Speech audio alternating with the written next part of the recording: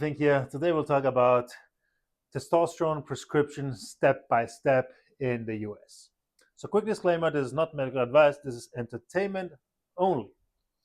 Let's say you have symptoms of low testosterone, also called hypogonadism, being feeling lethargic, depressed, low energy, low mood, increase of fat mass, loss of muscle mass. What should you do? First step, contact your healthcare provider, your physician, and get a blood test. Okay? Blood test. This will most likely include your serum testosterone, meaning how much testosterone you have in your blood. It might include your free testosterone, depending on your physician.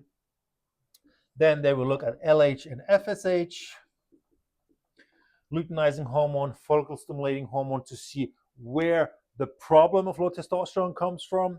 It might be from the pituitary gland or from the testes, depending on LH and FSH levels. So I'm not going to details in this video, but usually these numbers are also included in the blood test.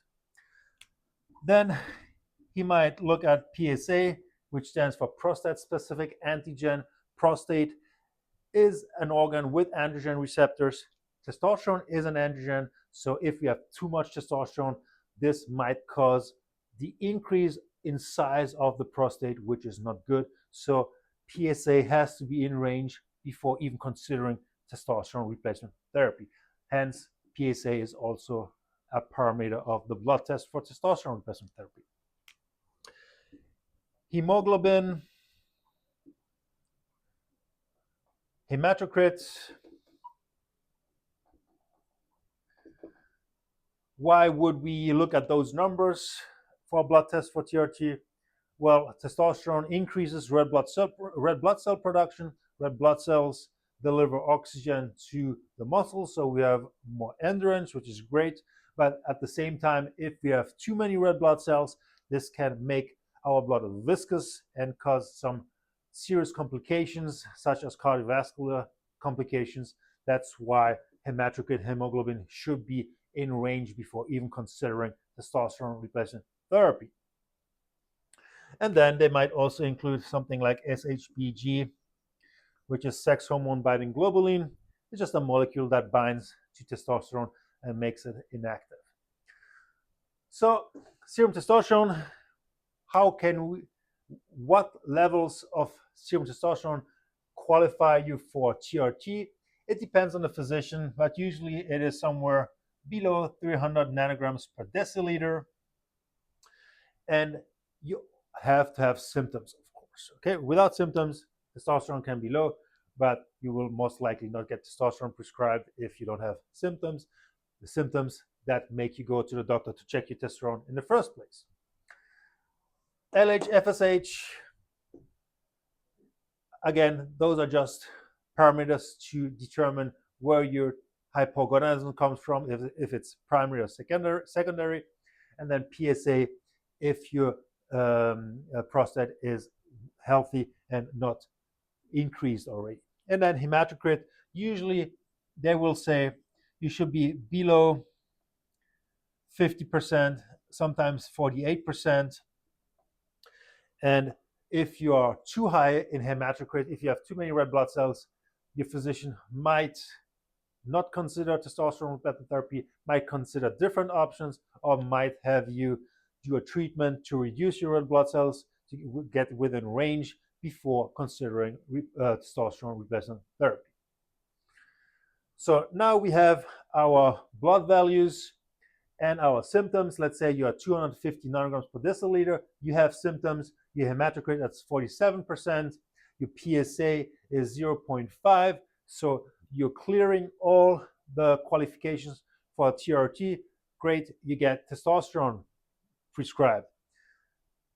What are the next steps? You will get your testosterone medication, most likely testosterone cypionate or testosterone enanthate in the US, which is a long ester of testosterone. And this will have to be fine-tuned for the dosage.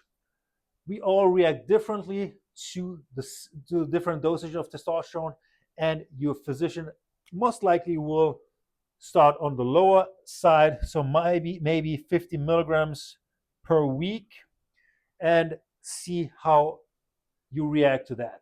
Let's say 3 months later, we take the blood again, and your testosterone comes back at 400 nanograms per deciliter. Then your physician might say, okay, that's still a little low. Let's bump you up to 75 milligrams per week. 3 months later, your testosterone comes back at 600 nanograms per deciliter, and your doctor says, oh, now you're fine.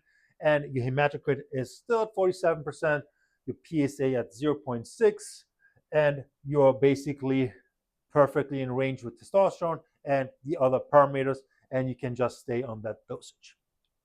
However, let's say he prescribed you 75 milligrams per week and your testosterone went up to 800, but now your hematocrit is at 53%, then he might say, okay, your serum testosterone is okay, but your hematocrit is too high.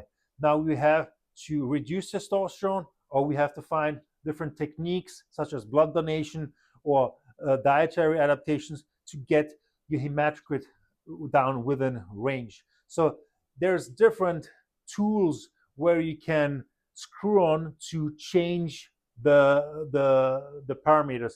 For example, you can either change the testosterone dosage, you can change the diet, or you can donate blood. Those are all different buttons or screws you can fine tune to get within range with your testosterone and the other parameters that have to be within range. So not everybody is the same. We all react differently.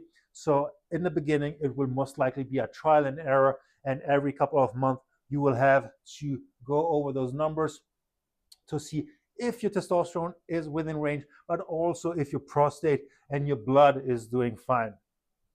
And that will be ongoing, okay?